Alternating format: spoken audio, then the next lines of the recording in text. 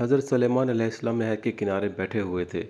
ان کی نگاہ ایک چونٹی پر پڑی جو گیہوں کا دانہ لے کر نہر کی طرف جا رہی تھی۔ حضرت سلیمان علیہ السلام نے اس کو بہت غور سے دیکھنے لگے۔ جب چونٹی پانی کے قریب پہنچی تو اچانک ایک مینڈک نے اپنا سر پانی سے نکالا اور اپنا منہ کھولا تو یہ چونٹی اپنے دانہ کے ساتھ اس کے منہ میں چلی گئی۔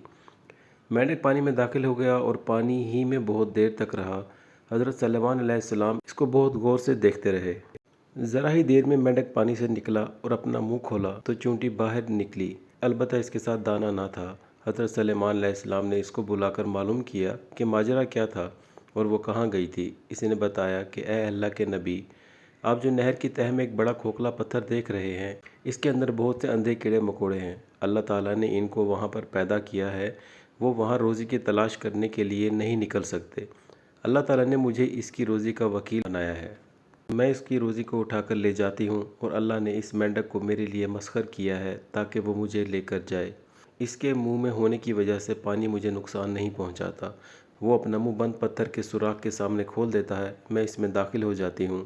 جب میں اس کی روزی اس تک پہنچا کر پتھر کے سوراخ سے اس کے منہ تک آتی ہوں تو مینڈک مجھے منہ سے باہر نکال دیتا ہے۔ حضرت سلیمان علیہ السلام نے کہا، کیا تم نے ان کیڑوں کی تسبیح کو سنا ہے؟ چونٹی نے بتایا، ہاں، وہ سب کہتے ہیں، اے وہ ذات جو مجھے اس گہرے پانی کے اندر بھی نہیں بھولتا۔